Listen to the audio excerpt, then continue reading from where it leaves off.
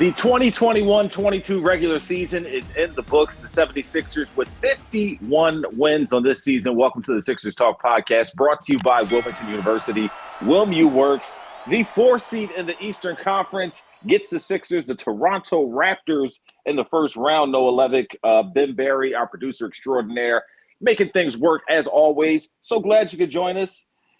We can take a breath, Noah. Relax a little bit. No basketball until Saturday, April 16th, I believe that is. The Sixers play at 6 o'clock in Philly against the Toronto Raptors.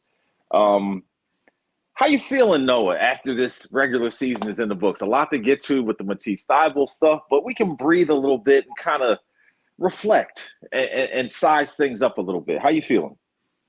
I think my initial reaction was skepticism at the notion that taking a breath is doable with this team, but I think you're right. And I think they are optimistic about what they can accomplish on the figuring things out front in these few days they have before the playoffs.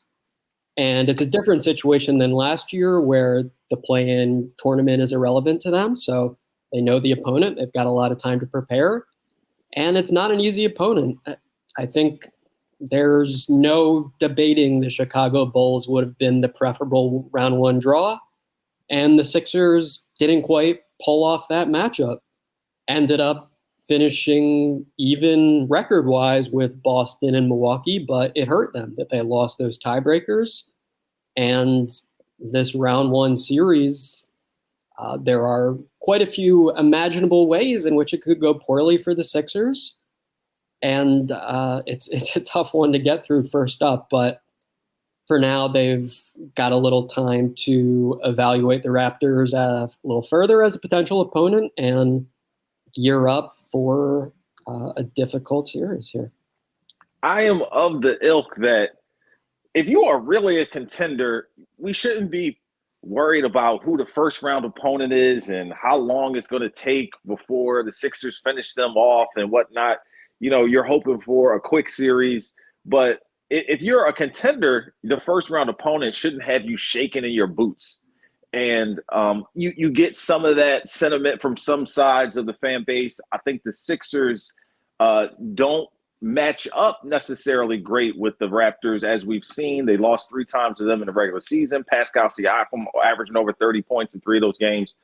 And we saw them also not be daunted by being behind to the 76ers in this recent game and, you know, fighting their way back into it and trusting their scheme and whatnot. They throw zones at the Sixers. They've thrown, you know, some tough full court man-to-man pickup stuff against them. And the Matisse Thybulle stuff we will get to in a little bit. But I think the weird thing about all this is the Paul Reed aspect, which we've seen him come on a little bit here toward the end of the season, where many people wondered or thought he was in the doghouse and didn't quite, you know, get the opportunities that he should have maybe in some games. But here Doc Rivers is voicing that Paul Reed will be a part of the rotation when they have smaller bigs. And it got a little contentious between Doc and the reporters assembled there in his post-game press conference. And if you're asking me, I thought it was a little nose in the air-ish, arrogant, condescending, however you want to put it, because, you know, we're just doing our job. Doc Rivers becomes animated and upset over like a simple question about how, you know, the discrepancy between, you know, what we see and what's actually happening on the court. And what was it like in the room when Doc Rivers kind of gets his back up like that, Noah? Does it get tense in there? This was as tense, I think, as it's been in his couple years as head coach. And it was just bizarre to me because it was coming after a good win, their 51st of the season, and a game in which Paul Reed played great basketball, albeit showing his unpredictability and lack of discipline with, again, encountering foul trouble in not many minutes. But guy's a great rebounder. He's a quirky player. He's athletic. He's switchable. And he's displayed all these talents in this short little chance he's gotten here at the end of the regular season. So Rivers was just asked about did he have any regrets, about not using Reed really earlier than this point, and was quite adamant in defending the Sixers stance. Brought up that he's not the only one who's been evaluating, of course. He named the assistant coaches and just pointed to the idea that Reed was making mistakes and hadn't accepted his role, and in Rivers' mind wasn't ready until very, very late, I guess, in the regular season. But I think condescending is the no-brainer word for his tone in that situation. He was condescending, he was ticked off, he was impassioned, and he left no doubt about his view that his superior basketball expertise and knowledge compared to us reporters means his opinion should hold much higher weight. And of course, I think that doesn't tend to come off well in terms of the fan base, which is already, in many corners critical of Rivers and some of the moves he's made. But look, as far as the on-court stuff and the impact it might have, bottom line here is Paul Reed, in all probability, is going to be playing really significant minutes against the Raptors. And that is unpredictable and will probably be chaotic. But if you're looking for sources of optimism and glimmers of hope with this backup center situation, which I think we've tried to do with sometimes, Paul Reed gives you a lot of those. He is just constant activity, and he does some things at an elite level, rebounding first and foremost, which has been a Sixers weakness, specifically a Sixers weakness against the Raptors.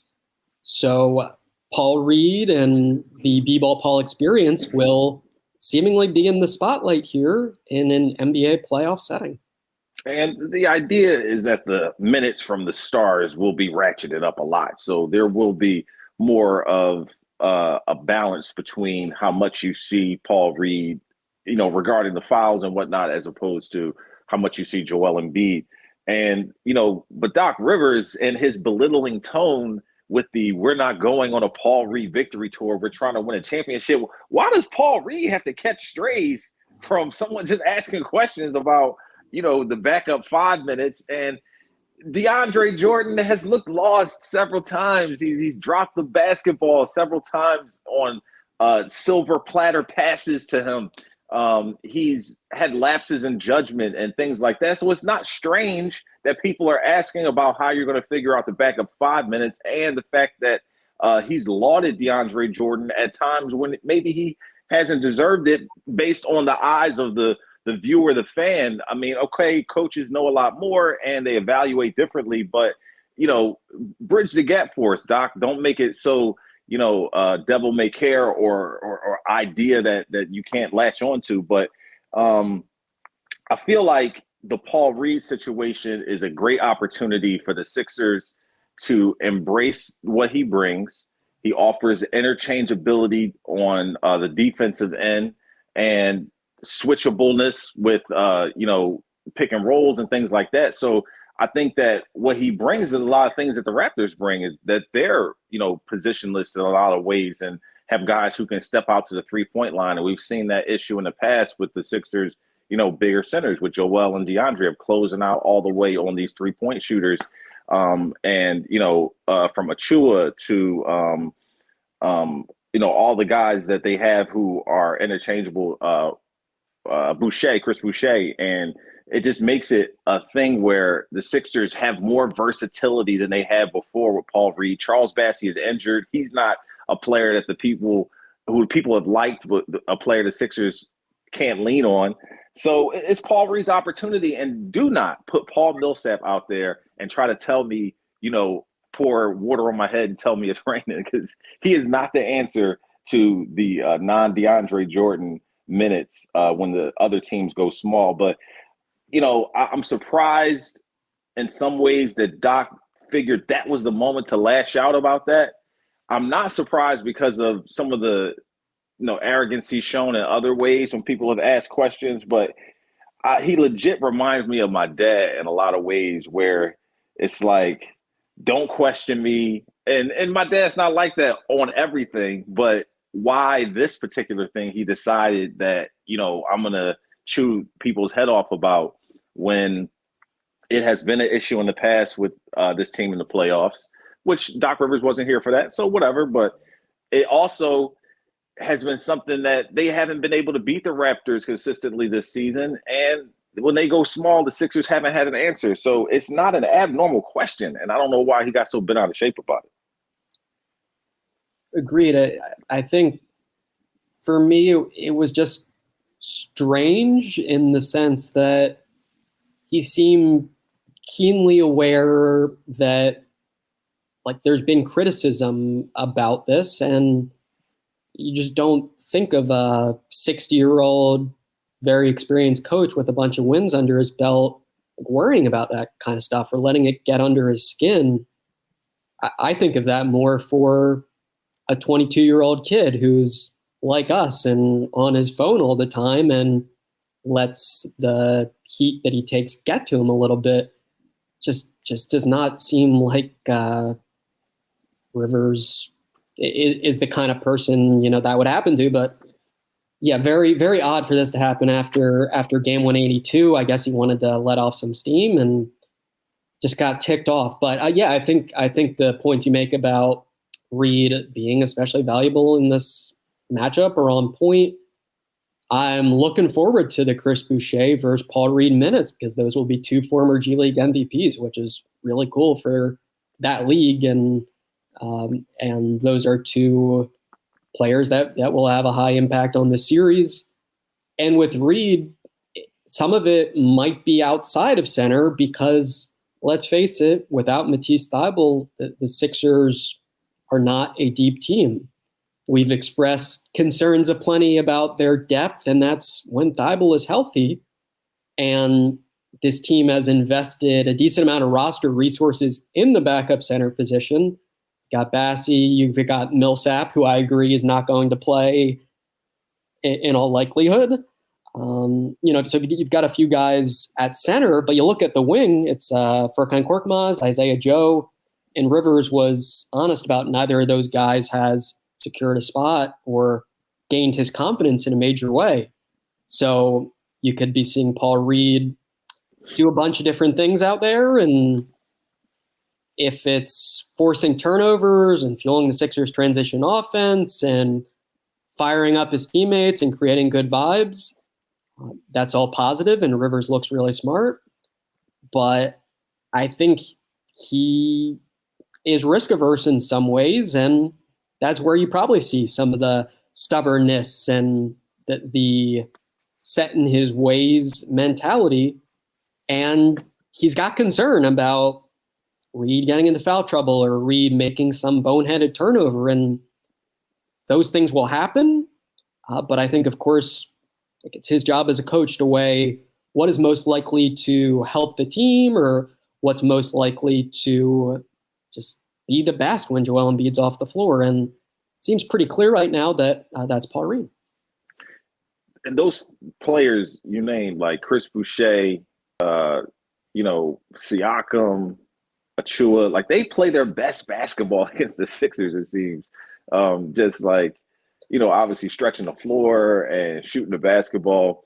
But I think the point you're making about Doc Rivers is part of the issue is like, don't, put the microscope and the pressure and the intensity on these young players and then overlook or not accentuate these bonehead moves or, deficiencies with DeAndre Jordan or whatnot. He's famously been super hard, as well as other players on the staff, players and coaches on the staff with Tyrese Maxey. And it seems like that also applies to these other young guys with Paul Reed and Charles Bassey. And, I get what that means and the, initiation that goes along with becoming an NBA player and knowing what it takes to put the work in and achieve at this level. And you do have to take some of that. But there's also like a fine line between like what's real and what's not. So, and the Philadelphia fan base is obviously famous for that, because there are often times when the BS meter is up, and fans are wondering why what they see doesn't translate to what maybe a coach says, or how they use the lineup. So don't once again, don't tell me one thing and do another, and kind of talk out of both sides of your mouth. So I think Doc Rivers is caught up in a little bit of that, because it doesn't quite seem like, or maybe he doesn't have the control that people think. Like he said, maybe he's passing the buck and spreading it around to other evaluators. Maybe he doesn't have the, the final say that he's making it seem like. I get the sense that he does have the final say. It's collaborative process, but Doc Rivers is a respected leader of this coaching staff. So I think that's how things run. But look, DeAndre Jordan got about 11 games as the exclusive backup center. And I think Rivers tried to push against that, just with the notion that all those teams had big guys, and essentially Reed would not have been the right guy in any of those matchups. And I think it's just a flimsy case, frankly, on its merits. But then again, the media stuff is not 100% irrelevant with the team and the players, but I think inevitably on our side of it, we probably perceive it as more significant than it actually is. That the biggest thing is, what is he doing in his game, in-game decision-wise? How are the players responding to him? And for me, it's looks like a thumbs up, or at least a logically sound decision to recently turn to Paul Reed and express that he is likely going to play a key role in this series. And it's probably a thumbs down as far as not doing so sooner. And I mean, I remember right after the Harden trade, that was one of the things we talked about, that this team probably will need to experiment. And yes, these options at backup center are not especially strong, but you need to investigate what you have. And that's not the approach Doc Rivers took. But hey, I guess the bottom line is that Paul Reed played a great game last night, albeit a meaningless game, but his confidence is high. He's going to play a role in this series, and maybe he'll do well. And maybe Rivers will use him in good ways and get the best out of him. And it all remains to be seen. But the questioning of how he's handled this overall, like, obviously it's fair questioning. It's not ridiculous. And his reaction to it and arrogance on a night where that didn't seem to match with what was going on with the Sixers, definitely weird, and definitely not just what you expect in that scenario. But hey, the Sixers have provided a lot of unexpected for us, and last night I think took that to a higher degree even for me than in recent memory. And Doc Rivers was one aspect of that. We got the Doc leading this team, and I think what the fans are afraid of is the Doc exercising malpractice with this roster, or hindering them in a way where they can't overcome some type of decision that Doc Rivers makes, or a rotation that he puts in place, or some type of move that doesn't turn out the way that it should, and him being afraid to back off of it, or rehash it, or think differently about it. So we'll see how it plays out. Again, we got about a week here until the Sixers get back on the court. They will be in South Philly for games 1 and 2. Games 3 and 4 will be in Toronto, which brings us to this rotation. And suddenly we would think it's Danny Green's opportunity to step up, because Matisse Thybulle will be unavailable for games 3 and 4, or any games that are played in Canada because of his vaccination status. He decided that it was time to speak about it last night. He stepped to the podium after the Sixers win. And obviously him not playing in the game in Canada and being ineligible raised all these questions and concerns.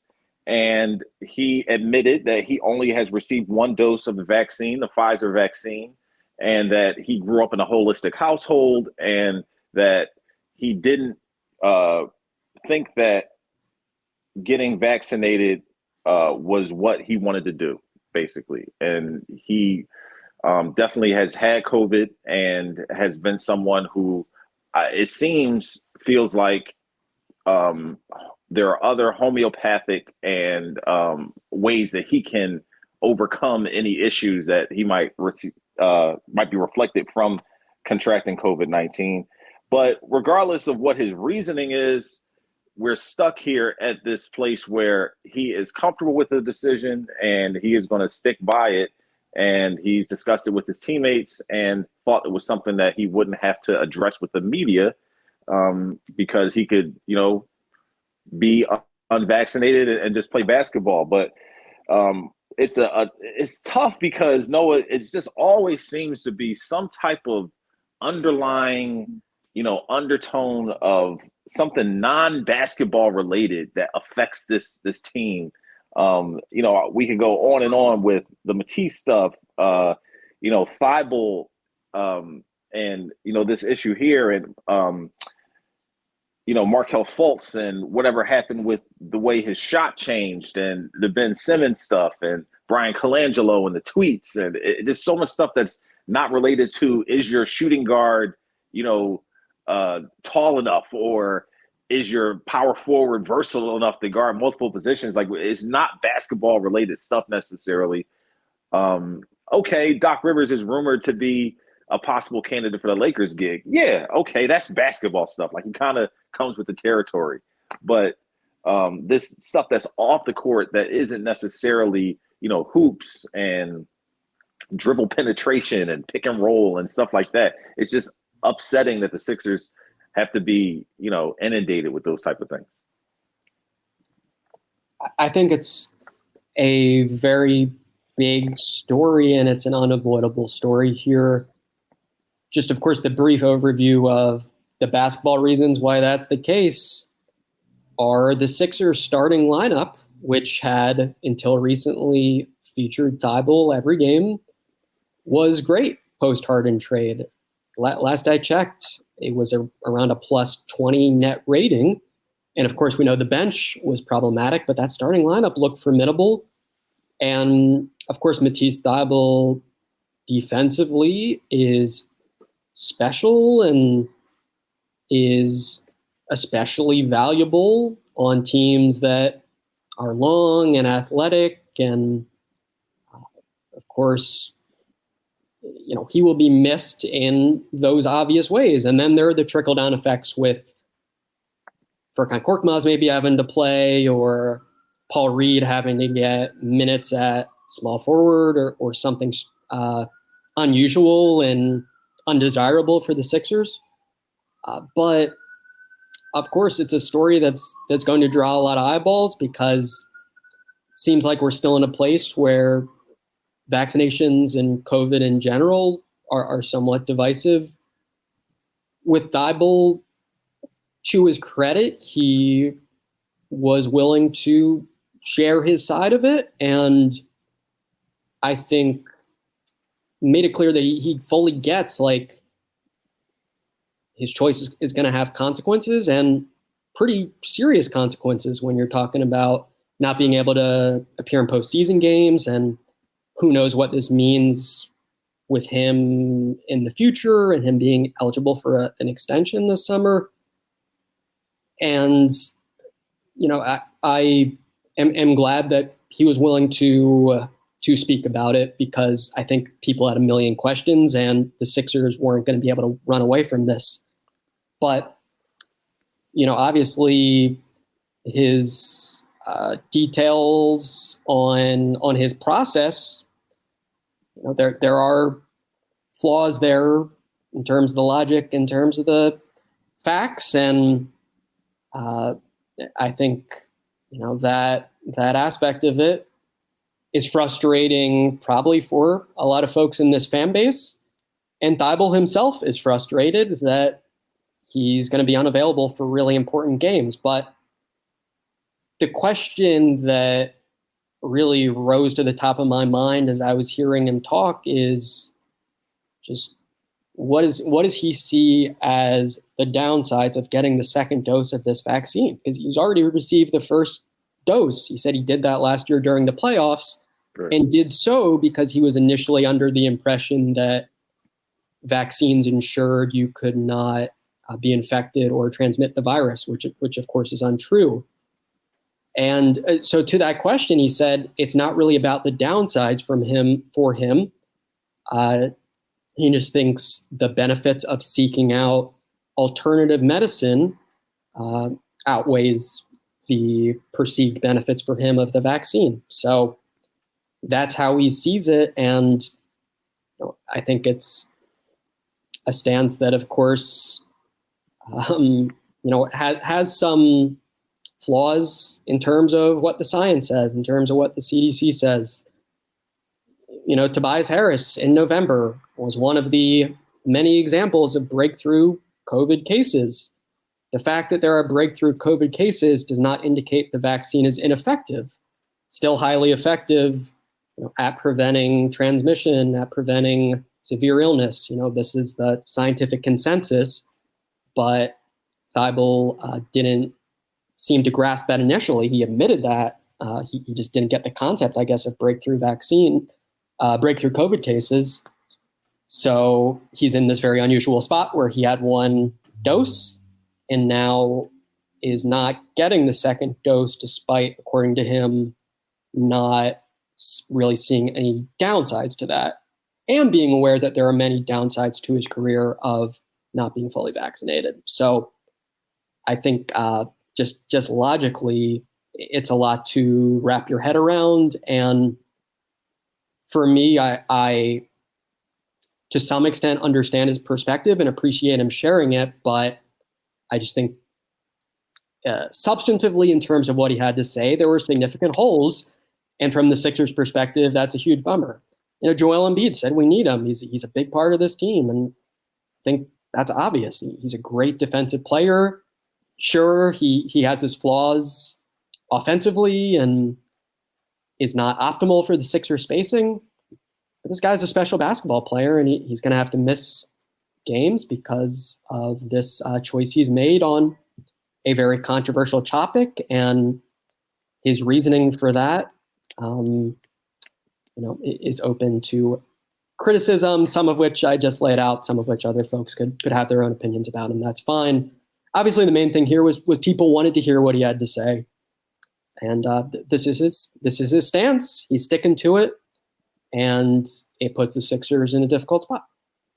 The Sixers are lucky, though, to be in a situation where they have Danny Green, who has started a ton of games for them, particularly last season, and here in Matisse's stead.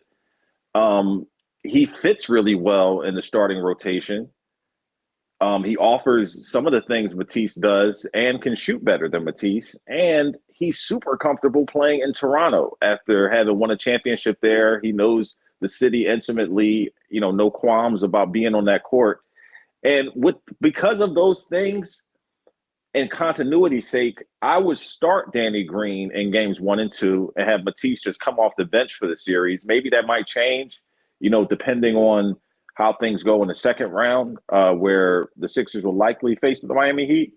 But I feel like they're lucky to have this opportunity with Danny Green and what he brings. I think the issue for me is Doc Rivers and the staff figuring out what happens after Danny leaves the floor, because once again, he hasn't shown the propensity to be, forward thinking and maybe go at like a 3-guard rotation or, shake James and Tyrese on the floor or something, just to rethink it in a way that doesn't have to be like so traditional.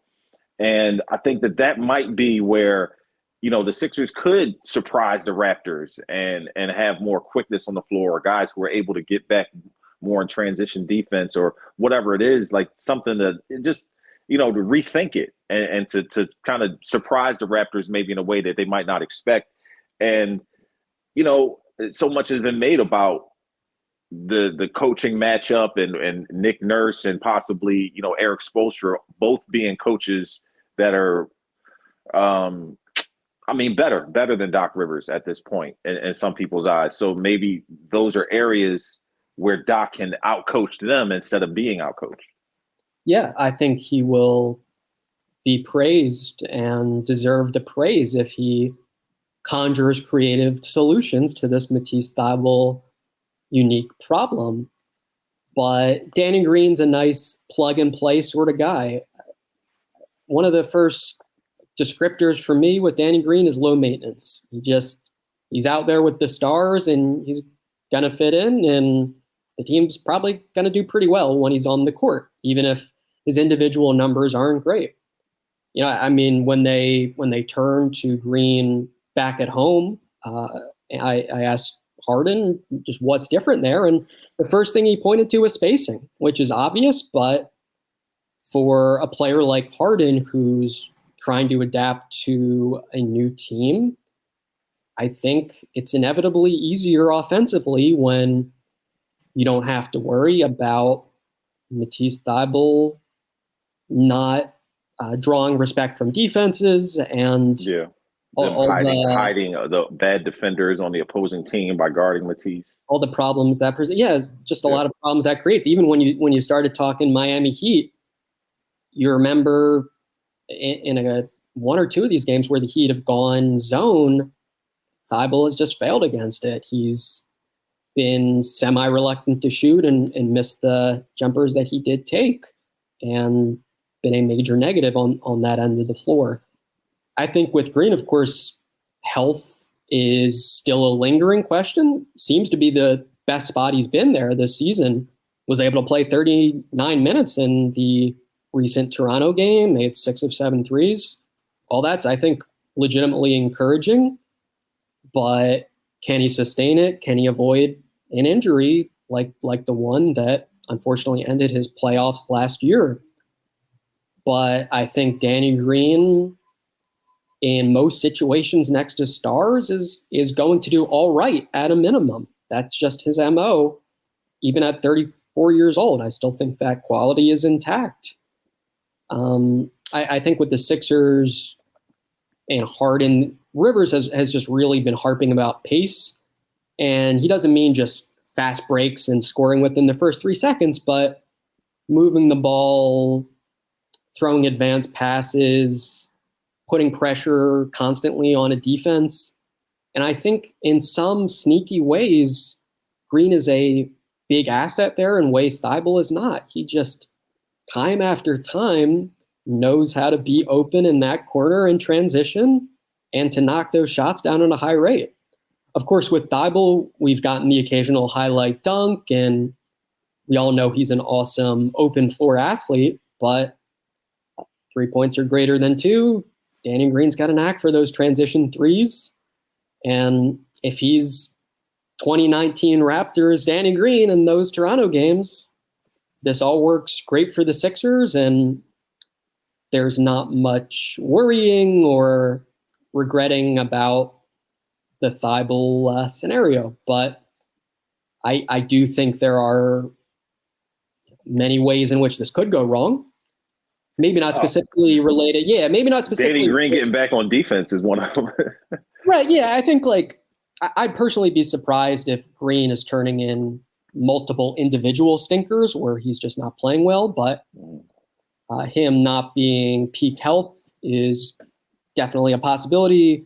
And then I think just some of the trickle-down effects with Paul Reed's having to play small forward for a few minutes because Furkan Korkmaz had a bad stint in the first half, and that bleeds into bad vibes with the bench. And then the Sixers are again losing the non-Embiid minutes really heavily. And, there are scenarios that I think are not too tricky to envision where we're left after the game saying, man, it would have been great to have Matisse Thybulle.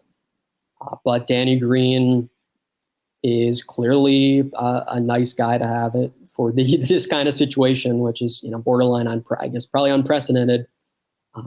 I just think it's tough for the Sixers that Green and Thybulle are their two top wings. And also, they've consistently been really great when they've played together. You don't have that option in Toronto. It's Danny Green's your top wing, and then gotta scramble for other solutions or other ways to patch this together enough to win road games and get through this very odd series that they have in front of them.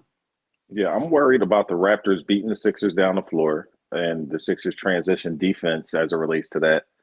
I'm worried about Pascal Siakam and Joel Embiid guarding him if that's the way they decide to go. And obviously would like to see Matisse get some opportunities to disrupt him, change his flow, make him uncomfortable. And I'm worried about that zone. I'm worried about how the Sixers respond to the zone defense, although obviously having Danny Green instead of Matisse helps with that a lot, like you mentioned.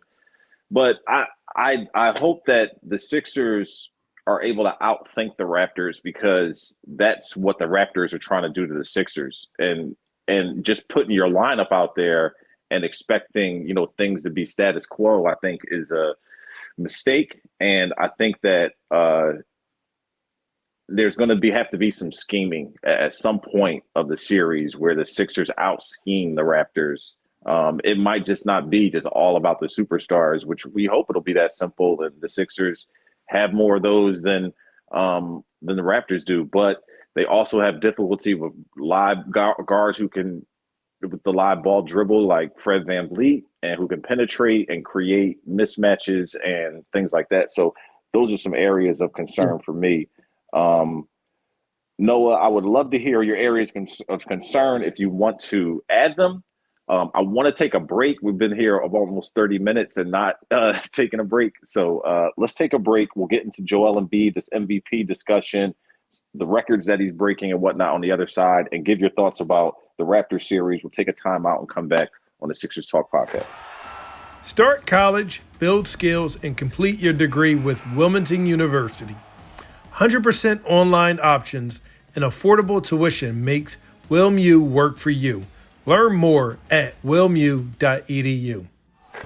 Noah, the floor is yours. I brought up some things that I was concerned about, and just obvious stuff that many people have pointed out. But do you feel like there's some things I missed, or some other things you want to add on that regard before we get into Joel? Yeah, no need to apologize. I know I've spoken at length already on several topics. I guess a couple of brief things I'll hit on.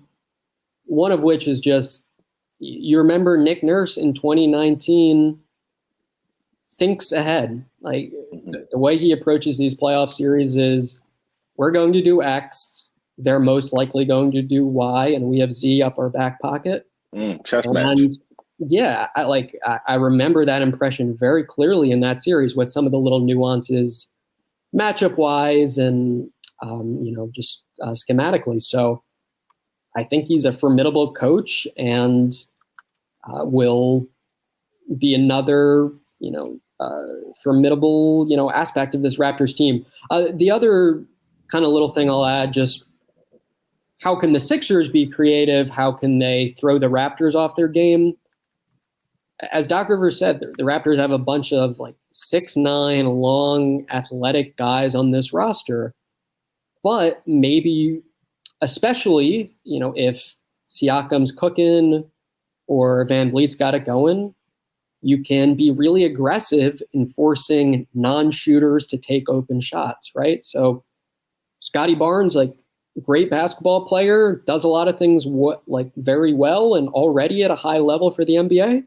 Shooting isn't one of them. So, scheme defensively such that you're not closing out hard on his jumpers. And if it's necessary and VanVleet's cooking you apart, blitz him and have Paul Reed pre-rotating, on the tag and ready to go to try to create havoc with some steals. Put a little pressure on Toronto that team might not expect. And I think also that goes hand in hand with physicality. And of course, that's always a buzzword in a playoff series. And I imagine it will be here in part because, of course, the Sixers are now notorious for drawing fouls in ways that other teams don't always love. So I think, of course, the rebounding and the foul drawing are going to be big, but I think just the way you approach defense, mixing it up, being aggressive, trying to highlight areas where the Raptors might not be as strong, like something like Scotty Barnes' shooting, that might not be a bad approach for this team. But actually, Rivers, wasn't willing to talk in detail about this series quite yet, which I get. But the one thing he named as a concern was offensive rebounding, and I think that's fair enough. And perhaps gives him some pause with, okay, I don't think I can be super heavy on the blitzing because that leaves us exposed with some of the scrambling defensively and not being able to box guys out. But I think those kind of tough decisions of what's more important for us or what should I prioritize to a higher level, he's going to have to nail those. And he's got a opposing coach with a strong track record with that sort of stuff, the sort of playoff specific adjustment nuance that rules the day in these spots. I think the thing when I think about the adjustments and Doc Rivers and where he stands and what Nick Nurse might do is that the fact that at one point Doc was willing to play Paul Millsap over Paul Reed in multiple games, even though Millsap had shown he was a step behind. That's the thing that I worry about is that, he's got something he feels like he has figured out, which doesn't translate on the court, but he's not willing to go to plan B. But like you said, your perception of Nick Nurse is that he's got a plan B already ready. He's preparing for, adjustments that he might have to make. But Noah, if there is a harbinger of things to come, shout out to the Delaware Bluecoats who beat the Raptors 905 team in the G League Eastern Conference Finals to advance. So maybe this is what's to come, the Sixers overcoming the Raptors, so to speak. Yeah, I think my current read, I'll push off the official prediction, but of course, is that it's probably going to be a very close series. And historically, these teams have met twice. Both have come down to Game 7 buzzer-beating jumpers. Lord have mercy. Vince Carter missed his, and we know Kawhi Leonard did not miss that shot. The shot we'll have to see forever. We will have to see it forever. Yeah, that shot is going to be replayed many times by national broadcast folks. So I think not a bad idea to be ready for it. But yeah, anyway, probably going to be a close series. Probably the coaching is going to be a crucial factor with some of these small margins. And I'm not going to disagree with your read that Rivers, hasn't been great with some of that stuff. And I think also it's valid to just note, as you did earlier, that the Raptors have that comeback gene in them a little bit and have done it recently against the Sixers, and just have this mentality as a tough team that makes you work for everything. So the Sixers are going to have to work, and there are, in addition to the tactical, matchups and just the basketball, does James Harden make or miss open jumper sort of stuff, there's a psychological element here of they get a big lead, the Raptors start to get into it, can the Sixers hold on? That is, I think, going to matter in this series. Part of that's coaching, part of that's the players, part of that's when the Raptors cut the lead to 3 and Harden goes in for contact, does he get the whistle? There are so many variables that decide these series, but can the Sixers hold leads? We shall see. I understand if the current answer is not a confident yes to that one. The Sixers have the advantage when it comes to superstars. They have the MVP candidate in Joel Embiid. I'd be interested in a discussion if you would rank currently Siakam over Harden as it pertains to this series, but we'll discuss that in another podcast because we got plenty of time before the series starts. But for all intents and purposes, a top 75 player in Harden, Joel Embiid, the MVP candidate, runner-up last season. Is he the winner this year? It may not seem so outside of the Sixers fandom.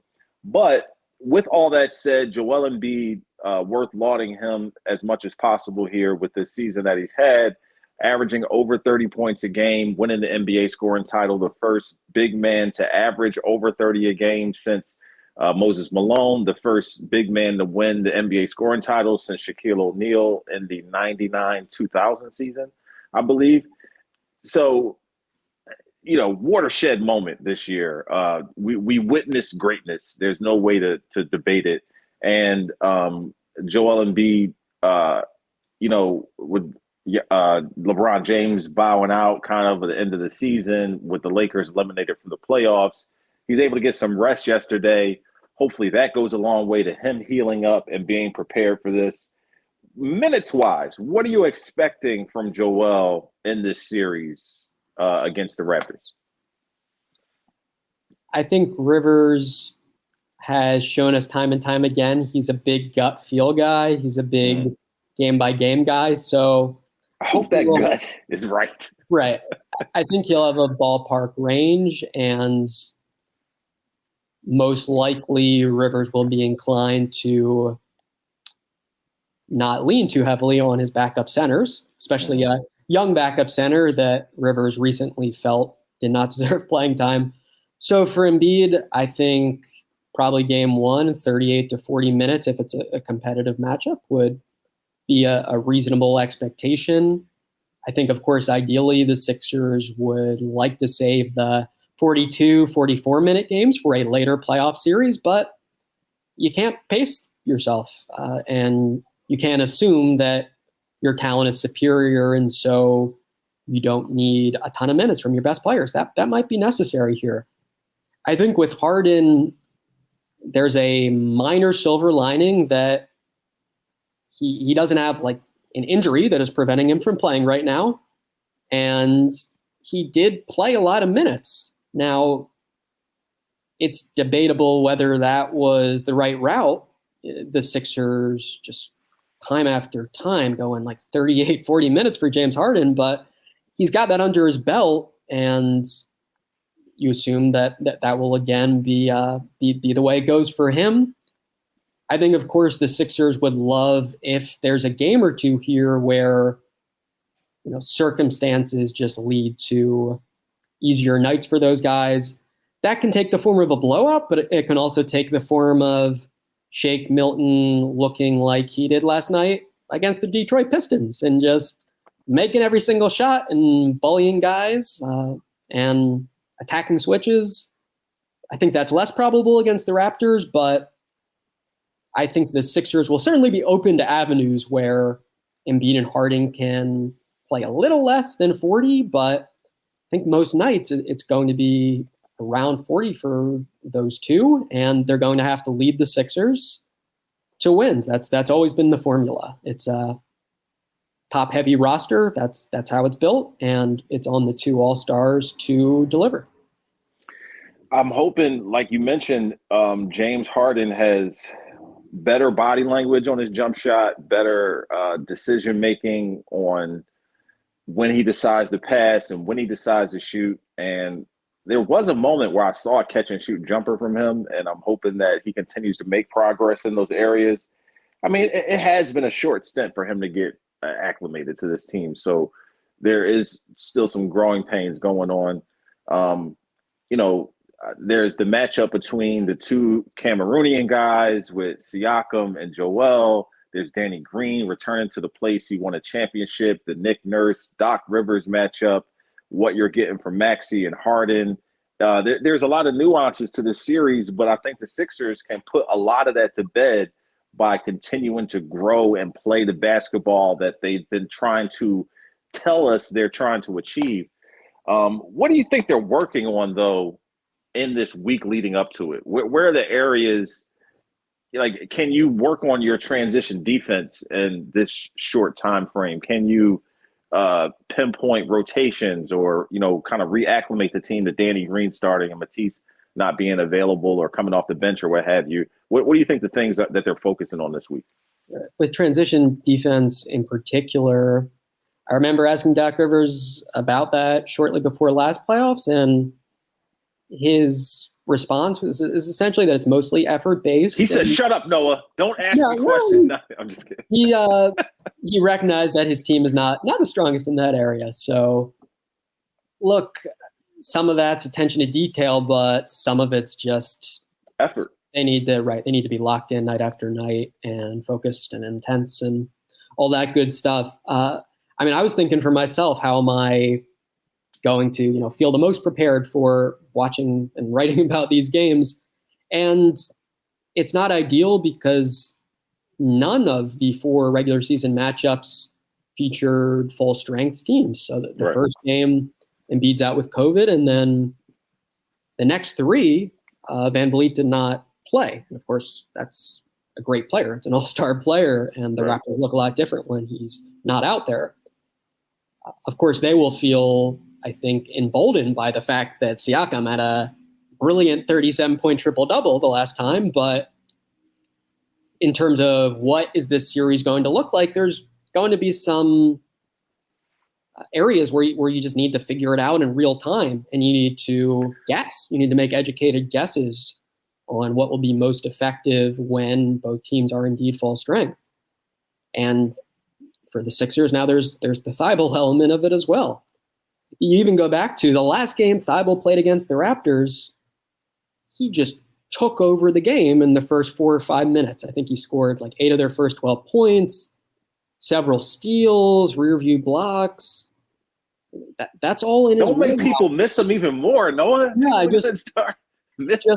just trying to assess how it's going to play out.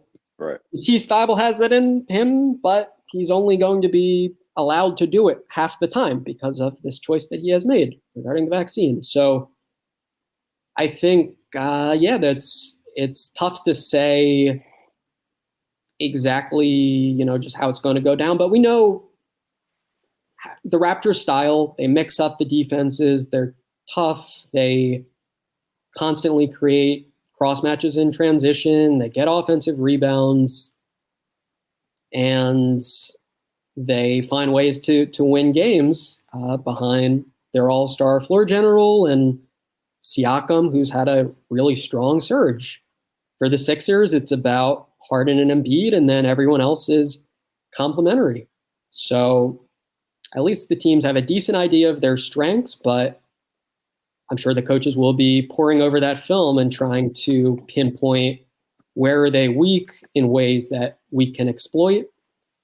And I think both, coaches, I assume, Doc Rivers anyway, recognizes that that's big, and he needs to get that right. I think I mentioned it before that in the Atlanta series, my opinion was the choices he made about how to guard Trae Young cost the Sixers game 1.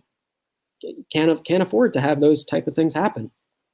And obviously, I get if you're skeptical, but they will be pouring over that film, and I'm curious exactly what they'll stumble upon. I'll see what I stumble upon, and they'll play basketball here soon enough.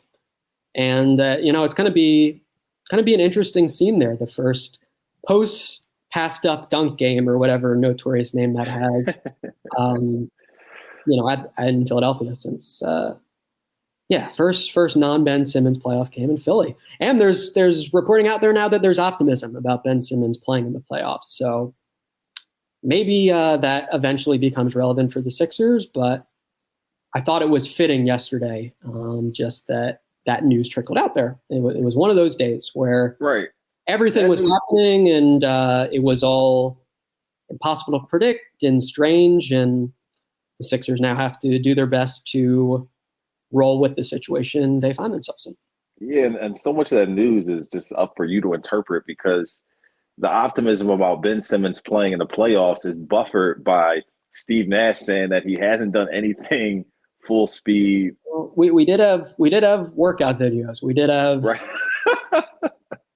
We saw him shooting a jumper. We saw him pulling up for a jumper. But yeah, so it's like he has whatever you want to believe about that or how that plays out is definitely funny. I think the question that popped up in my mind while you were talking was that this is in essence a selfish decision from Matisse Thybulle. In a team game, a team atmosphere where there's a lot of selflessness or sacrifice, he decides that he wants to make this decision, which affects the team, the rotations, where he can play or whatever else. He didn't anticipate it playing out like this. Really, no one did in some aspects. Toward the end of the season, sure, there was a speculation that the Sixers had an unvaccinated player, what have you. But I'm trying to figure out, like, a personal decision, what like something to compare this to. Like, what type of personal decision would someone make that affects the team in this way? And I guess it would be like you have to go to like hanging out too late or, like skipping a practice or something like that affects the team so drastically.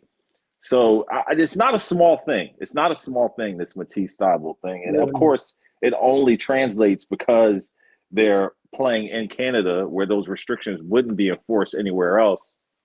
In fact, you obviously saw Matisse Thybulle play in the Olympics without being vaccinated. So you're talking about I wouldn't say 1 in a million, 1 in 1,000 chance that this all comes together this way, where his vaccination decision affects the team so significantly. But it'll be interesting to see what they decide and how they navigate this, and if they're able to come out on the high side of it.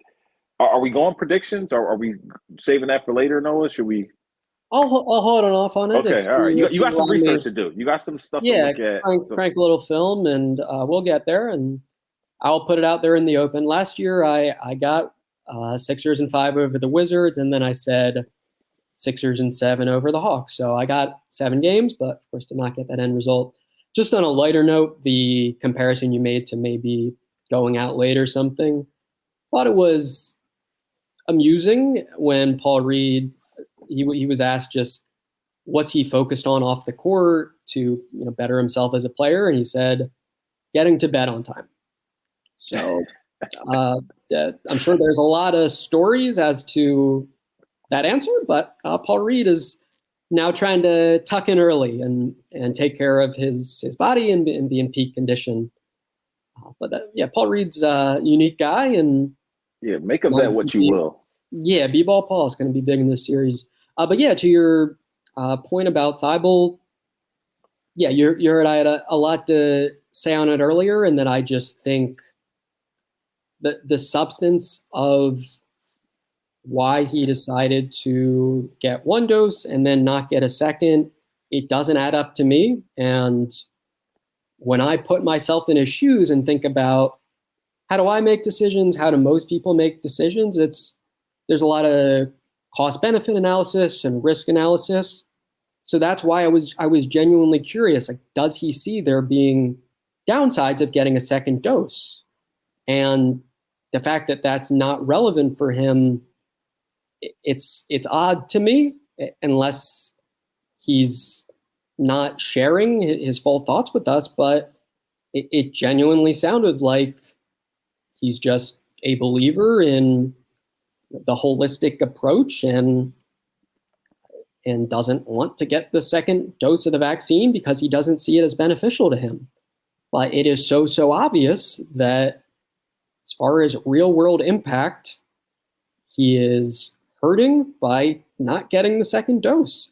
It cost himself a lot of money, could cost the Sixers playoff games. It's a big deal in several ways, as you noted. And I totally understand the criticism of the choice being selfish in that regard. I don't think Matisse Thybulle is evil or bad person, or that this one choice defines who he is. And I appreciated that he was willing to discuss it and kind of have that level of candor. But if you want to say that it is selfish in terms of how it impacts the basketball team, and you want to throw some criticism on him if the Sixers lose games for reasons obviously related to his absence, that's fair. And I think Thybulle seemed to understand that. He seemed to know that this is going to be very harmful for him, and it might be harmful for the team. But of course, that doesn't have to be this case. The Sixers can make this all go under the rug soon enough. But it's not going under the rug now. Like, I do think we are warranted in talking about it at length and trying to understand where Thybulle is coming from, and then also, of course, trying to analyze the basketball impacts of it. But yeah, as far as his reasoning, it's his reasoning. He has a right to make the choices he wants to make. It's not mandated by the Sixers, but it is mandated to play in these playoff games, and these are the consequences he's brought on himself, with logic that in some places is not sound or is not backed up by the facts, of course.